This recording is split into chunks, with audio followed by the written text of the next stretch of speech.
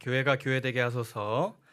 네 번째로 그는 몸인 교회의 머리시라라는 제목으로 하나님의 말씀을 나누도록 하겠습니다.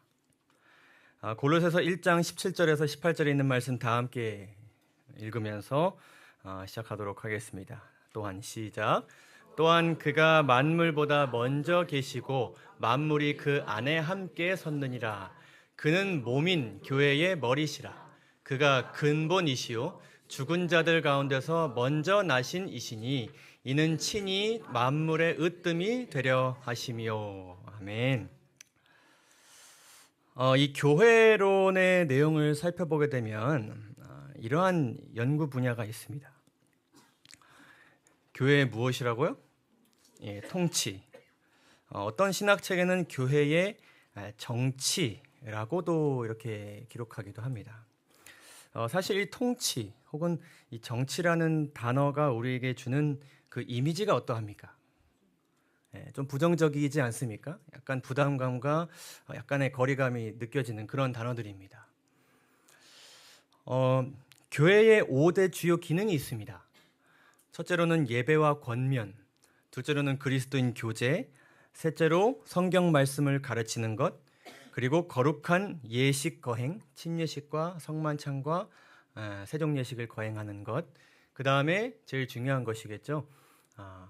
모든 이 1번부터 4번까지의 기능을 통해서 결과적으로는 교회에 주신 전 세계적인 복음 선포의 사명을 감당하는 것이 교회의 주요 기능입니다. 근데 이러한 기능을 우리가 이해하는 것만으로 끝날 수가 없습니다. 결국에는 이 기능들을 교회가 어떻게 수행할 것인가에 대한 고민이 생기는 것이죠. 예배는 어떤 순서로 드려야 되는가? 지금 우리가 드리는 지금 방금 우리가 함께 묵상부터 시작한 이 예배 순서, 이것은 성경에 나오는 것입니까? 그렇지는 않죠. 그리스도인 교제는 어떤 방식으로 이루어져야 되는가? 단체로 이루어져야 되는가? 소그룹을 통해 이루어져야 되는가? 개인적으로 이루어져야 되는가? 이런 여러 교제 방식들을 어떻게 좀 풍성하게 이루게 할 수 있는 것인가? 이 교제를 통해서 어떻게 교회 연합을 이룰 수 있을 것인가? 이런 고민들이 생기는 것입니다. 성경 말씀을 어떻게 가르칠 것이고 누가 무엇을 가르칠 것인가? 거룩한 예식 거행, 어떤 방식으로 거행할 것인가? 선교도 마찬가지죠. 어떤 방식으로 선교할 것인가? 선교의 방식이 바뀌어져야 되는가? 예전에 해오던 방식 우리가 고수해야 되는가? 이런 여러 가지 고민들이 생기는 것이죠.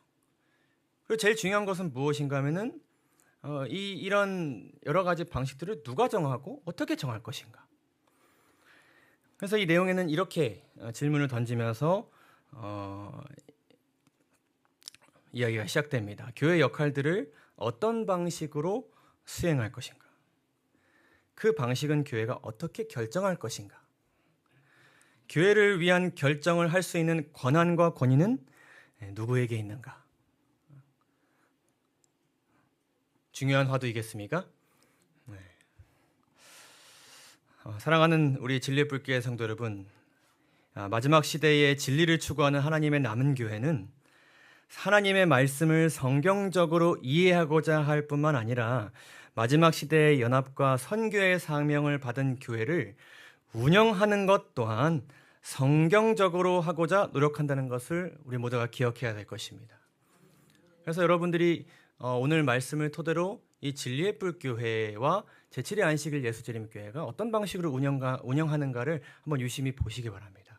이러한 방식에는 이러한 성경적 기초가 있고 이러한 이유로 이러한 목적을 가지고 이런 방식으로 교회가 운영되고 있구나라는 것을 오늘 좀 이해하고자 하는 것입니다. 그 시작으로 로마서 12장 4절에서 5절에 있는 말씀을 읽도록 하겠습니다. 우리가 한 몸에 많은 지체를 가졌으나 모든 지체가 같은 기능을 가지는 것이 아니니 이와 같이 우리 많은 사람이 그리스도 안에서 한 몸이 되어 서로 지체가 되었느니라 라고 기록합니다. 이 말씀 가운데는 여러 가지 의미들이 담겨져 있죠. 우리는 지체로서 부르심을 받았고 각 지체로서의 역할이 있고 또 이 모든 지체와 지체가 고린도전서 12장의 말씀대로 서로 돌보는 역할을 부여받았다라는 여러 가지 교훈들을 우리가 알 수 있게 되는데요. 이 교회와 관련된 이 몸의 비유는 조직의 중요성을 강조하고 있습니다. 그래서 모든 지체는 하나의 조직에 속해 있습니다. 그러니까 서로 다른 조직이 아니라, 그리고 뭐 절반 조직 이렇게 조직된 것이 아니라, 이 모든 지체는 어떤 조직에 속해 있다고요? 하나의 조직에 속해 있다는 것을 말씀하고 계십니다. 그리고 중요한 것은 이 모든 지체가 조직적이고 질서 있게 움직여야 한다는 것을 강조하고 계십니다. 팔이 팔로서 해야 할 역할, 다리가 다리로서 해야 할 역할, 팔이 해야 할 역할을 다리가 하려고 하지 않고 다리가 할 역할을 팔로 하지 않는 것, 그런 것들을 또 강조하고 계십니다. 그래서 중요한 교훈은 이것입니다. 어떤 지체도 몸과 상관없이 독립적이고 개별적으로 일할 수 없다. 그래서 목사와 복음교육자에 보내는 증언에는 이렇게 기록합니다. 종말이 가까울수록 하나님의 모든 자녀는 어떤 종교 조직과도 관계없이 행동하게 될 것이라는 생각을 어떤 이들은 발전시켰다. 그러니까 종말이 가까울수록 어떤 습관이 있다 그랬어요? 히브리서에서 모이기를 패하고자 하는 습관들이 있을 것이라 그랬죠. 각자 신앙해도 된다. 각자 선교해도 된다. 개별적으로 움직여도 된다. 라고 강조하는 무리들이 있게 될 것이라는 것이죠. 그러나 주님께서 내게 교훈하신 것은 이 사업에 있어서 각 사람이 독자적이 되는 그런 일은 전혀 없다는 것이다. 주님의 사업이 건전하고 굳건하게 발전하기 위해서 당신의 백성들은 서로 가까워져야 한다라고 말씀하고 계십니다. 그것이 우리가 한 몸 안에서 구성된 지체라고 말씀하신 그 말씀의 의미입니다. 자, 그러면 이 지체들이 한 몸으로서 해야 할 일이 무엇인가 하는 것입니다.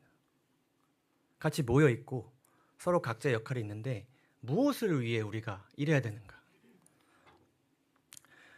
이것 또한 각자가 생각하는 목적과 계획대로 움직이는 것이 아니겠죠. 고린도전서 12장 27절에 이렇게 기록합니다. 너희는 그리스도의 몸이요 지체의 각 부분이나. 여기서 몸은 누구의 몸이라고 말씀하십니까? 그리스도의 몸입니다. 유민철의 몸도 아니고요. 진리횃불의 몸도 아닙니다. 모든 지체들은 이 몸이 누구의 몸인지를 나타내야 합니다. 그래서 이 지체들이 움직일 때에 다른 사람들이 그 모습을 보면서 저 지체들은 누구를 나타내기 위해 일하는구나.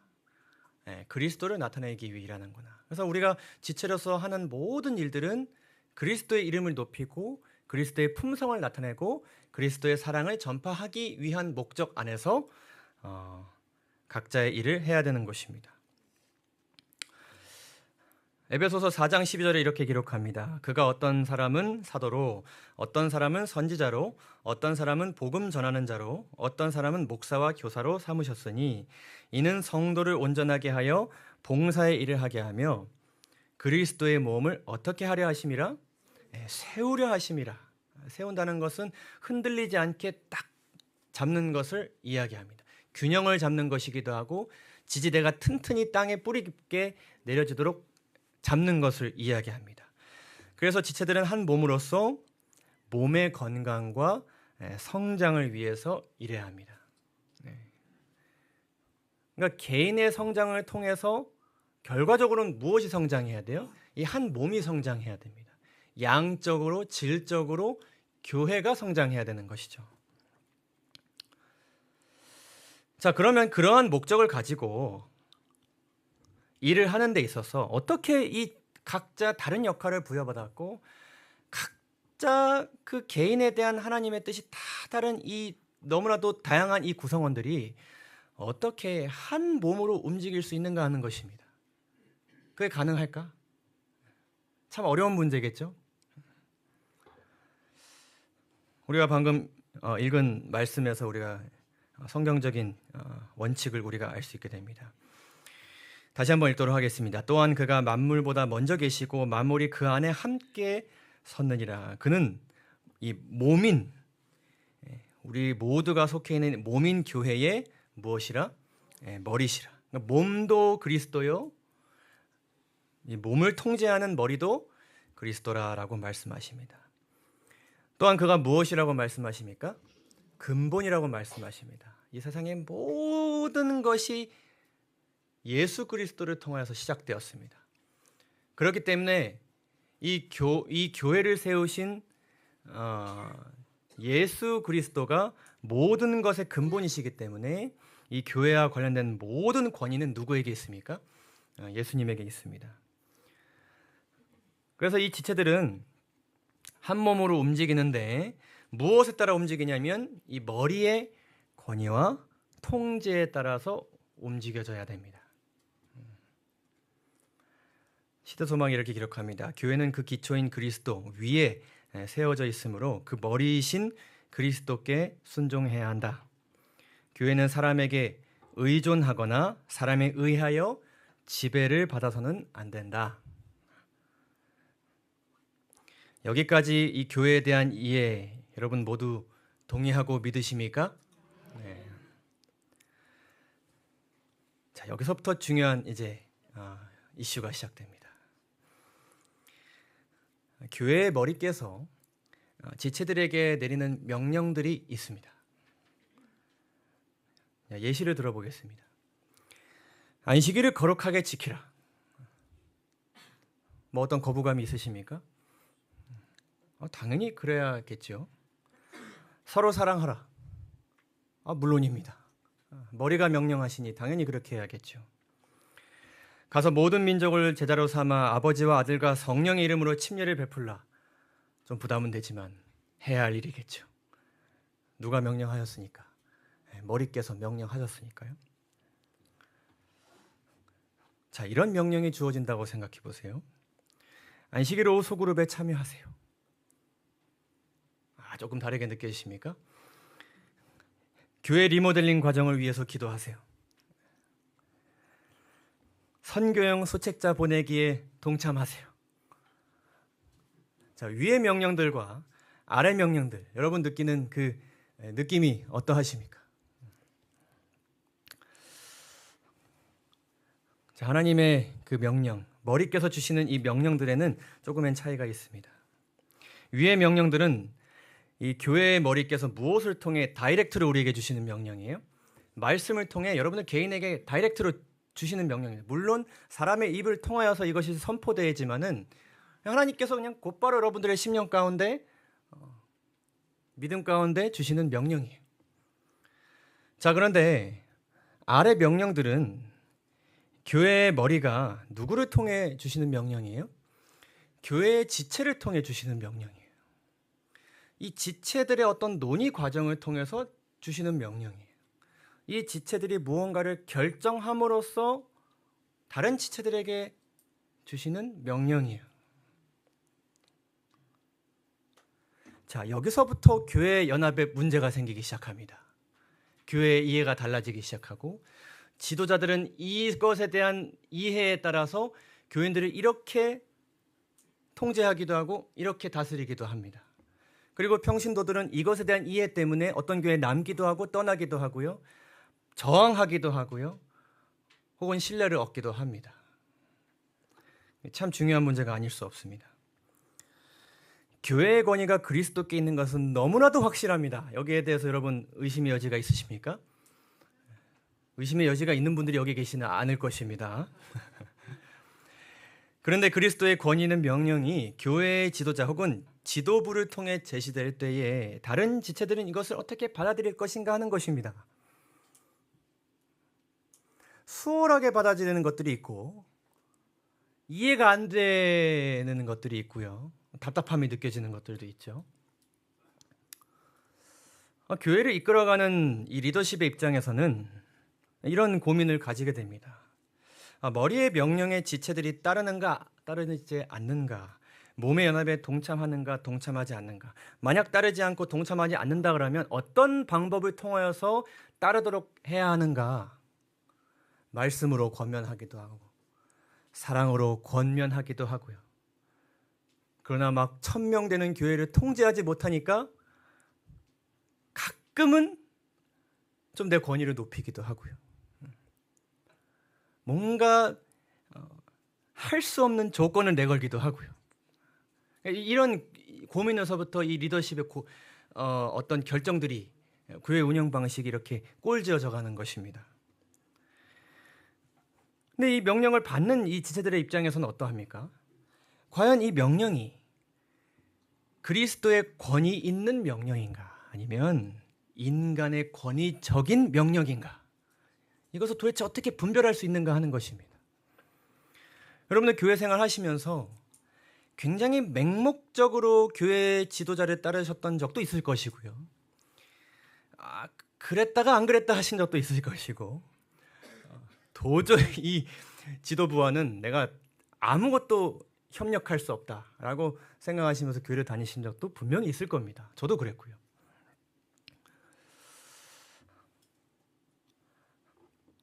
어쨌든 중요한 것은 모든 조직에는, 사람이 모이는 곳에는 질서가 필요하고 하나님께서 그 질서가 교회에도 필요하다고 하셨습니다. 그러기 위해서는 늘 교회는 지도자가 필요하고 하나님께서는 늘 지도자와 지도부를 통하여서 일하셨습니다. 한 번도 그러시지 않은 적이 없었습니다.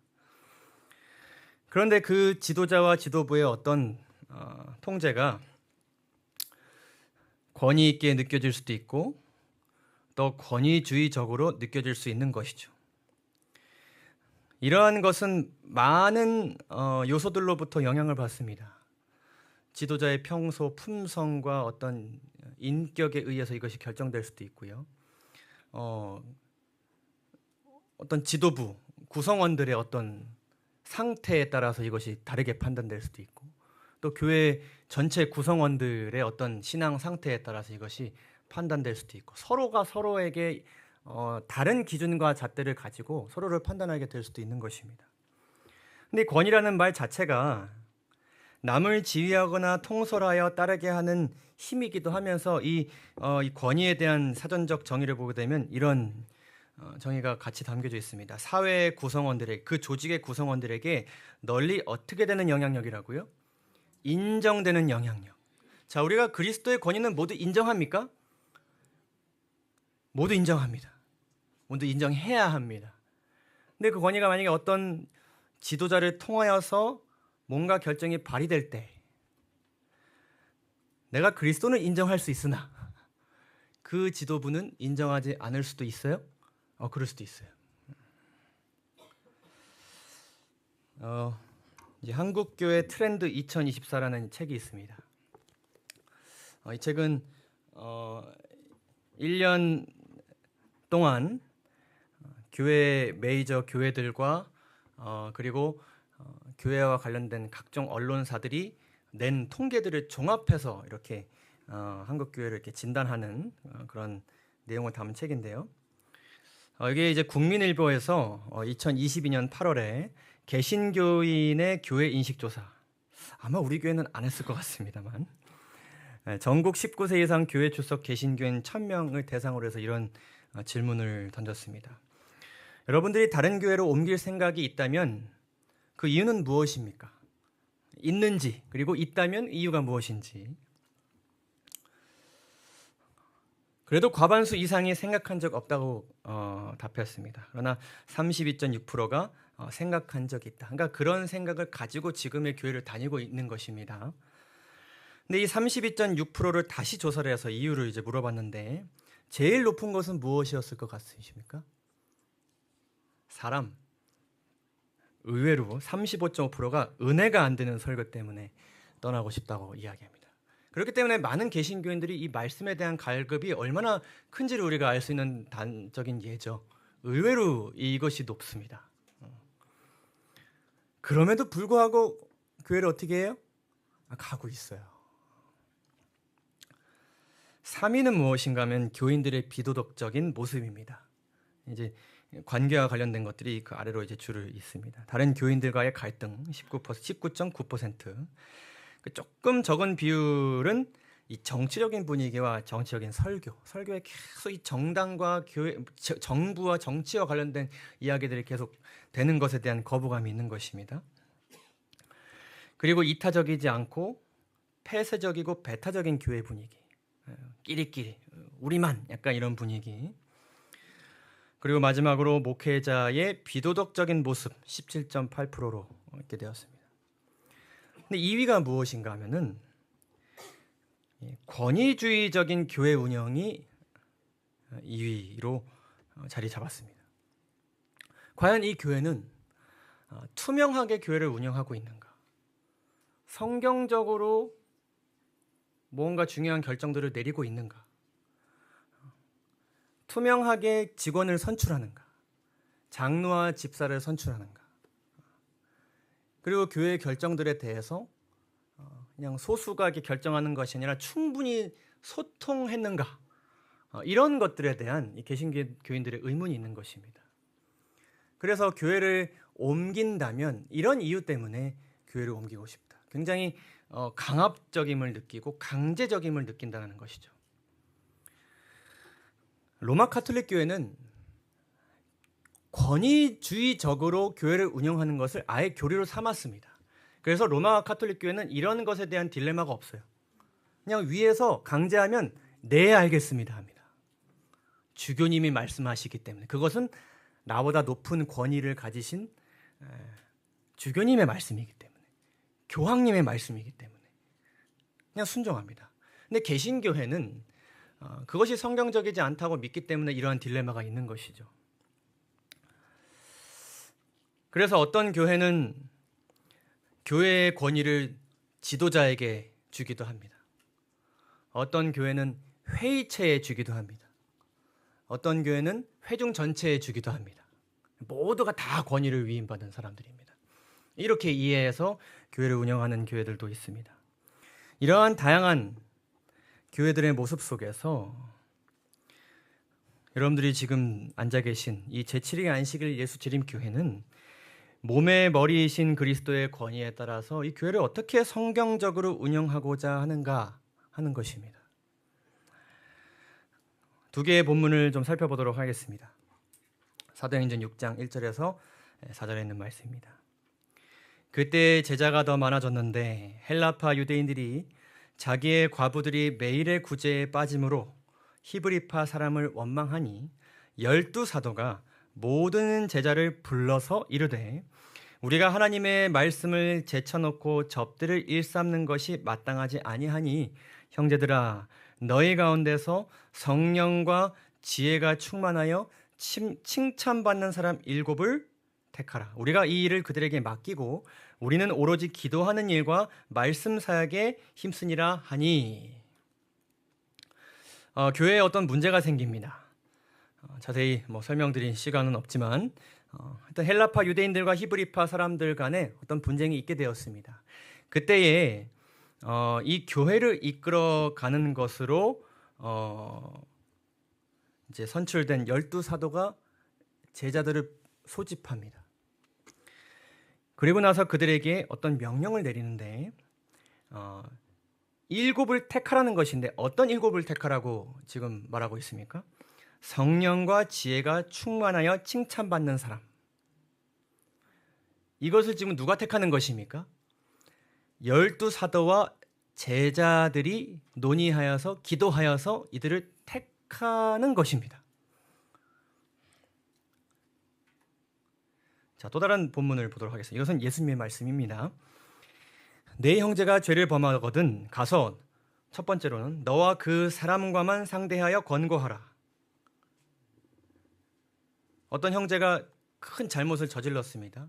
교회 연합에 방해가 되고 사람들에게 굉장히 어떤 신앙적인 도전을 가져다줄 이설을 전파한다든지 이런 죄를 범하게 됐을 때에 일단은 이 지도자가 먼저 그 사람과 개인적으로 만나는 것입니다. 만일 들으면 내가 내 형제를 얻는 것이요. 제가 이 부분 참 잘못했습니다.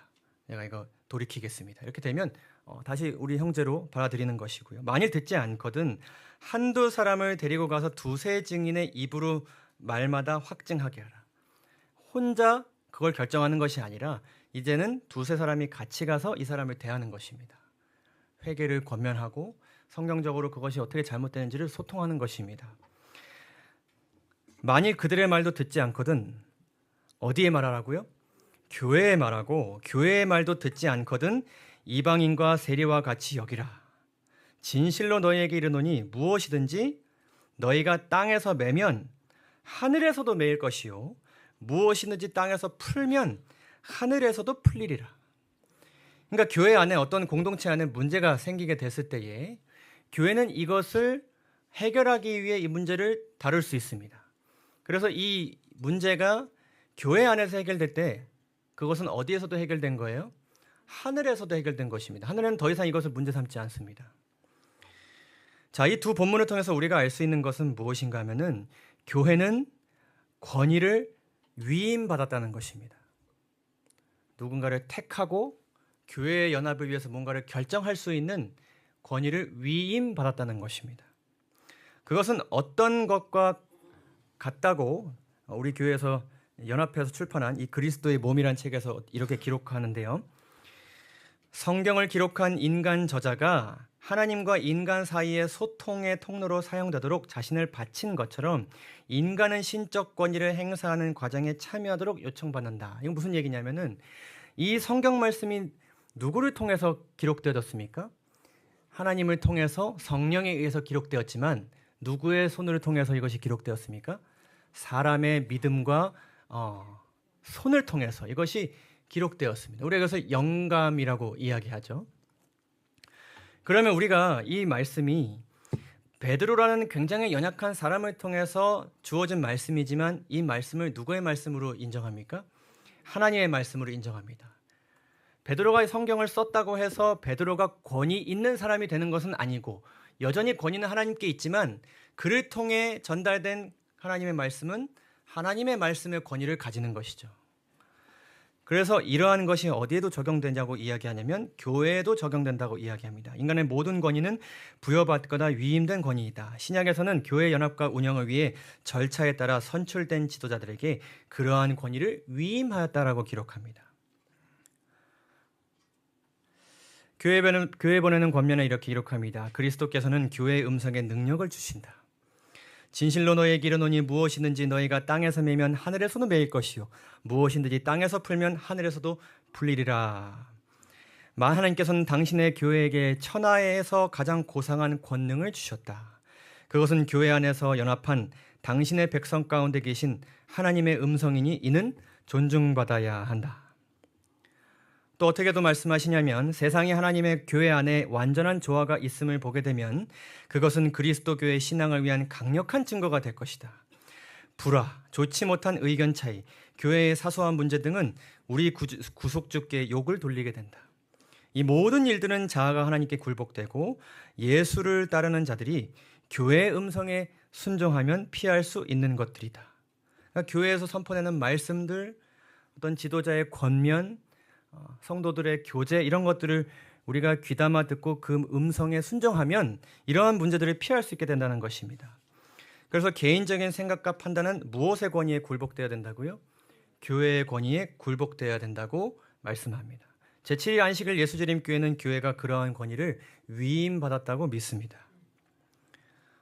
자, 근데 문제는 무엇인가 하면 이 권위가 사람에 의해 남용될 가능성이 있다는 것이죠. 늘 이 위험성이 존재하기 때문에 우리는 그 다음 말씀을 살펴볼 필요가 있습니다.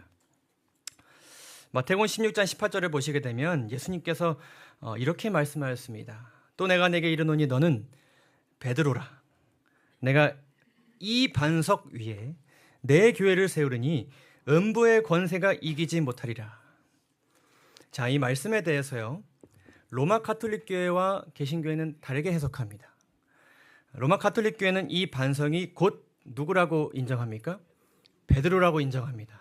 그래서 베드로 위에 교회가 세워졌기 때문에 베드로의 권위가 사람에게 주어진 권위이기 때문에 그 권위는 사람에게 위임될 수 있고 그 지도자로 선출된 사람이 이 권위를 가지면 하나님과 동등한 권위를 가지게 되는 것이죠. 그러나 우리가 이 말씀을 잘 살펴보면 이 베드로와 이 반석의 원어는 분명하게 다릅니다. 베드로란 말은 페트로스라는 원어에서 오는 것인데 이것은 작은 돌멩이를 이야기하는 것입니다. 그리고 이 반석은 말 그대로 반석, 바위, 큰 돌을 의미하는 페트라라는 단어입니다. 중요한 것은 무엇인가 하면 베드로가 이 말씀에 대해서 어떻게 이야기했냐는 것입니다. 그리스도께로부터 자신이 어떤 권위를 부여받았다 이런 말을 했냐는 것이 중요하지 않겠습니까? 그러나 베드로는 분명하게 이렇게 얘기했습니다. 이 예수는 너희 건축자들의 버린 돌로서 집 모퉁이의 머릿돌이 되었느니라. 이 교회의 기초는 분명하게 누구라고 베드로가 이야기하고 있습니까? 예수님이라고 말씀하고 계십니다. 그리고 그 권위가 나에게 넘어왔다고요? 아니요. 여전히 그 기초는 누구시다? 머리이신 그리스도라고 베드로가 그렇게 고백을 하고 있습니다. 그래서 이 베드로는 그 형제들보다 지위가 전혀 높지가 않습니다. 동등한 위치에서 그저 하나의 사명을 부여받은 어떤 직분을 가진 사람으로서 하나님께로부터 교회를 다스릴 수 있는 권위를 위임받은 것이지 그 권위를 위임받았다고 해서 이 지도자가 다른 형제들보다 높거나 월등하지 않다는 것입니다. 그러니까 지도자들이 그리고 지도부에서 어떤 교회를 위한 결정을 했을 때는 그거는 형제로서 하는 것입니다. 형제로서 제안하는 것이고요. 동참을 호소하는 것입니다. 내가 지도자니까 당신들은 따르세요. 이 얘기가 결코 아님을 우리 모두가 이해할 필요가 있습니다. 예수께서 만일 제자들 중 하나를 다른 제자들보다 높여서 그에게 어떤 특별한 권위를 위임하셨더라면 그들이 종종 누가 크냐고 다투는 것은 볼 수 없었을 것입니다. 그렇지 않겠습니까? 이러한 위험성이 또 하나가 있습니다. 고린도전서 1장 11절에서 12절을 보시게 되면은 이 고린도 교회에 분쟁이 있었죠. 파가 나뉘는 분쟁이었습니다. 우리가 지난번 살펴보았는데요. 사람들은 말씀의 권위와 몸에 부여된 머리의 권위가 아니라 교회의 지도자 개인에게 권위가 부여됐다고 생각했습니다. 그 지도자를 따르면 나는 권위 있는 믿음에 속해 있다고 그렇게 생각했습니다. 그러니까 이 권위가 늘 누구에게 속할 수 있어요? 한 사람에게 속할 수 있습니다. 이 말씀에서 그리스도까지 포함되나라고 생각하실 수 있겠는데 여기서 그리스도에게 속한 자는 어떤 사람들이냐면은 그리스도의 공생애를 목격한 사람들. 그러니까 이들은 그리스도를 높인 것이 아니라 그리스도를 목격한 그들의 경험을 높인 것입니다. 자, 이러한 남용 가능성이 있기 때문에 화인 여사는 권면을 통해서 이렇게 이야기하였습니다. 하나님께서 교회에 두신 이 능력이 한 사람에게 주어지고 그에게 다른 사람의 마음에 대한 판단력이 될 권위가 주어진다면 진정한 성경의 질서는 어떻게 된다고요? 바뀌어집니다. 이 권위가 한 사람에게 주어졌다고 지도자가 생각하거나 성도들이 한 사람에게 이 권위가 주어졌다고 믿게 될 때에 성경의 질서가 바뀌어진다는 것이죠. 대표적으로 로마 가톨릭의 교회 운영이 이런 식으로 운영되는 것입니다. 그 권위가 누구에게 위임되었기 때문에 한 사람에게 위임되었기 때문에 그 사람의 판단에 따라서 모든 교회의 질서와 말씀에 대한 해석 모든 것이 달라지는 것이죠. 그러할 위험성이 있습니다. 근데 더 큰 위험은 무엇인가 하면 그런 사람의 마음에 역사하는 사단의 노력은 가장 치밀하고 때때로 압도적이다. 그러니까 교회의 권위가 한 사람에게 위임된다면 누구만 무너뜨리면 돼요? 그 한 사람만 무너뜨리면 돼요. 그 한 사람만 무너뜨릴 수만 있다면 모든 것을 무너뜨릴 수 있어요. 교회 연합과 교회의 사명을 감당하는 모든 과정을 다 무너뜨릴 수 있는 것이죠. 왜냐하면 이런 사람의 마음을 통하여 그가 많은 다른 사람들에게 영향을 미칠 수 있다고 생각하기 때문이다. 하나님께서는 당신의 사업에 한 사람의 정신과 한 사람의 판단에 도장이 찍히도록 결코 계획하지 않으셨다. 제7회 안식일 예수님께는 이를 분명하게 믿습니다. 그래서 그렇다면 권위가 한 사람에게 주어지지 않았고 교회에 주어졌다면은 그런 성경적인 진리와 원칙을 가지고 교회를 어떻게 운영할 것인가에 대한 고민이 생기는 것이죠. 그에 대한 지혜를 주는 것이 이 사도행전 15장에 등장하는 예루살렘 총회의 장면입니다. 우리가 다 살펴볼 수는 없지만 간단하게 요약하면 이 이방인들의 할례 문제에 대해서 어떤 이슈가 생겼을 때에 많은 교회의 지도자들이 예루살렘 이 총회에 소집됩니다. 거기에 참여한 바울과 바나바는 그간 그들이 경험한 선교적인 그런 열매들을 이들에게 보고하는 시간을 가짐으로 인해서 그들의 마음 가운데 하나님께서 함께하고 계신다는 것에 대한 감사로 충만해지는 시간을 먼저 가졌습니다. 그 다음 두 번째로는 현재 나온 어떤 이 안건 및 어떤 이슈에 대한 유대교 출신 그리스도인들의 발언을 들었습니다. 충분히 들었습니다. 그들의 생각을 들었습니다. 그리고 그에 대한 사도들과 장로들의 변론이 있었습니다. 그리고 이에 대한 베드로의 마음 깊은 신앙 고백이 또한 있게 되었습니다. 그리고 바울과 바나바의 2차 선교 보고가 있었습니다. 이 선교 보고에는 그들이 이방인들을 대하면서 얻게 된 하나님의 섭리에 대해서 이야기하였습니다. 그러면서 회중들이 이 모든 발언들과 의견들을 종합해 봤을 때 한 의견에 동의하게 되었습니다. 그래서 이 동의된 내용을 가지고 총회 의장인 야고보가 결론을 내리면서 예루살렘 총회가 마쳐지게 됩니다. 그러니까 교회의 권위가 한 사람에게 주어지지 않았고 교회에 주어졌다면 이 권위를 어떤 방식으로 사용하고자 했냐면은 교회의 지도자로서 그리고 지도부로서 그 권위를 위임받기로 선출된 지체들이 모여서 하나의 회의를 구성해서 중요한 결정을 하는 방식으로 교회를 운영한 것입니다. 그래서 제7회 안식일 예수재림교회는 제일 먼저 지도자를 세우기보다는 회의체를 구성하였습니다. 대총회는 우리 제7회 안식일 예수재림교회의 가장 상위 회의체이자 가장 최초로 세워진 회의체입니다. 여기에는 대총회 장도 있지만 또 부서장들도 있지만 대총회 행정위원회라는 회의가 있습니다. 그리고 그 아래 지회라는 또 회의체가 있습니다. 그리고 연합회, 합회, 지역교회 그 모든 회의체에는 지도자가 있지만 그 지도자의 의견대로 이 회의가 이루어지고 결정을 하는 것이 아니라 그 행정위원회 구성원들이 모두 다 동등한 형제의 위치에서 의견을 나누고 기도하면서 하나의 결론을 도출해내는 것이죠.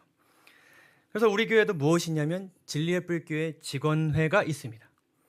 그래서 한 달에 한 번씩 월말에 하는 그 직원회가 이러한 성경적인 근거와 교회 운영 방식을 따르는 일념하에 이 직원회를 운영하는 것이죠. 우리 교회에 굉장히 중요한 두 책이 있습니다. 하나는 이 기본교리라는 책입니다. 색깔은 조금 이제 더 수정된 그런 기본교리인데요.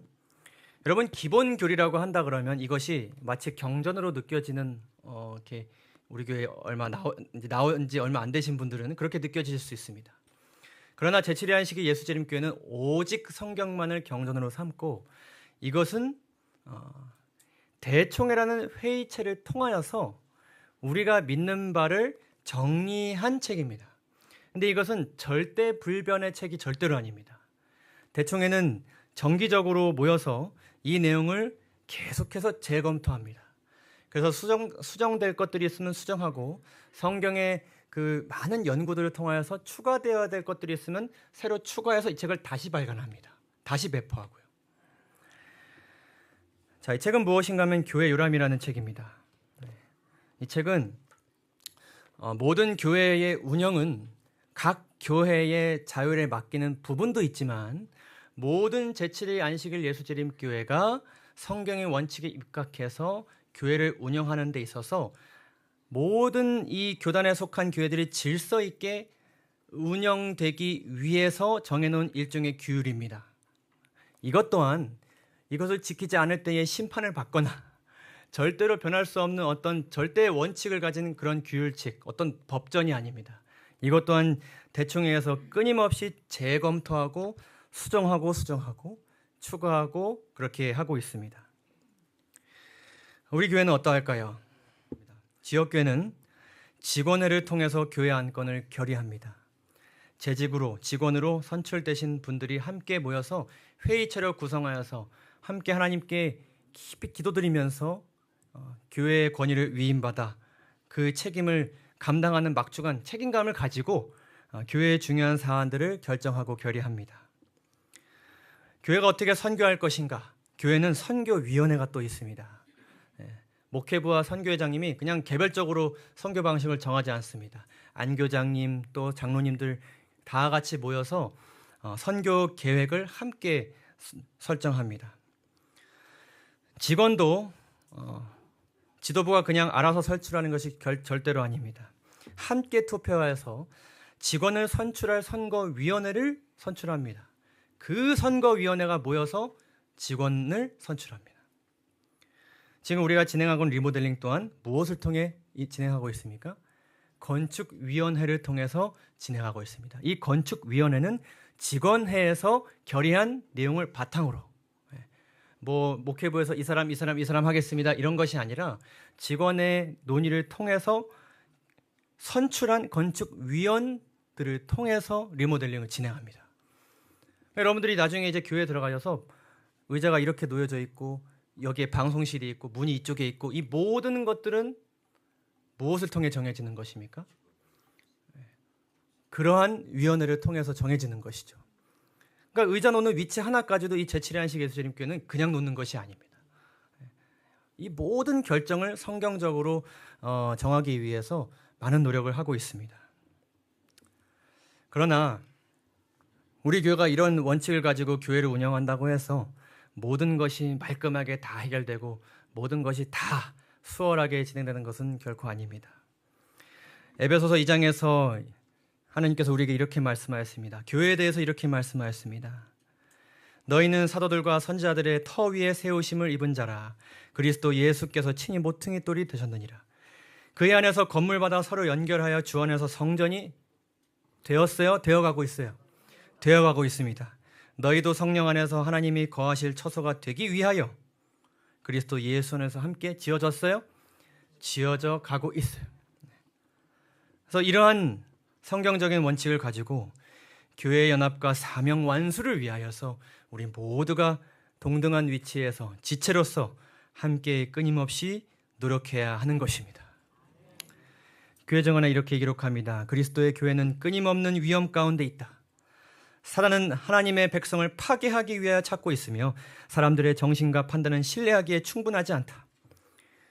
그리스도께서는 그분의 제자들을 교회의 하나로 이끄셔서 질서를 준수하고 규칙과 훈련을 받게 하시며 자신들보다 남들을 낮게 여기고 서로 간에 복종하게 하신다. 연합과 신뢰는 교회의 번영에 있어서 필수적인 것이다.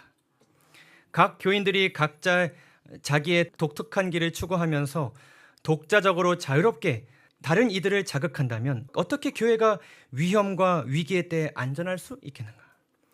교회의 번영과 존립 자체도 그 교인들의 고무적이고 연합된 행동과 변함없는 신뢰에 기초한다. 위기의 때 한 사람이 위험의 경고를 바라면 의심 때문에 지체하거나 모든 것을 처음부터 끝까지 살필 것이 아니라 서로 격려하고 동적인 행동이 필요하다. 오늘 긴 말씀을 마치면서요. 첫째로는 직원회와 교회를 위한 결정 과정에 참여하는 분들께 호소합니다. 저에게 호소하는 하나님의 말씀이기도 하고요. 우리는 누구보다 먼저 그리스도의 권위에 굴복해야 합니다. 항상 겸손해야 합니다. 그리고 누구보다도 많이 하나님의 뜻과 성령 충만을 구하는 자들이 되어야 합니다. 우리가 모여서 뭔가 회의를 해서 결정하는 그 무엇이 다른 지체들에게 있어서는 그리스도의 권위적인 결정으로 받아들이게 될 것이기 때문에 우리는 늘 이 점을 기억하고 이 그리스도의 권위가 위임되었다는 것이 얼마나 엄숙하고 거룩한 책임인지를 우리는 늘 기억해야 할 것입니다. 우리는 늘 그리스도 안에서 형제들과 동등한 위치에 있다는 것이 우리 그리스도인다운 말과 태도에서 늘 나아야 함을 기억하시기 바랍니다. 우리가 결정했기 때문에 결정되었기 때문에 이러한 강압적인 태도로서 다른 형제들을 대하지 않는 것이 우리에게 필요할 것입니다. 교회의 연합과 성장은 권위를 위임받은 자들의 능력이 아닌 그들의 겸손과 온유와 섬김의 자세로부터 시작된다는 것을 우리 모두 반드시 기억하게 되시기를 간절히 소망합니다. 그리고 교회의 결정을 따르기로 제안받는 분들께 호소합니다. 여러분, 교회의 지도자들과 재직으로 부르심을 받은 형제들의 성령 충만함을 위해서 여러분 많이 기도하시기 바랍니다. 사단은 이들을 먼저 무너뜨리기 위해서 때가 가까울수록 더 많이 일할 것입니다. 이들이 무너지면 잘못된 결정이 내려질 수 있어요. 잘못된 말씀이 선포될 수 있어요. 그렇기 때문에 이들을 위해서 여러분 많이 기도하시기 바랍니다. 그리고 교회를 위한 회의, 어떤 안교 오늘 회의 있습니다. 장로님들 회의 있습니다. 집사회 회의 있습니다. 그런 광고가 있을 때, 그리고 정기 직원화가 있을 때 여러분 그 회의의 모습을 쓱 지나가면서 보실 때마다 마음으로 간절히 기도하시기 바랍니다. 이들의 마음 가운데 성령이 함께 하시고 이 교회가 그리스도의 권위 아래에서 결정되며 모든 성도들이 이 결정을 믿음으로 따르게 되기를 바라는 간절한 마음을 하나님께 간구하시기를 간절히 바랍니다.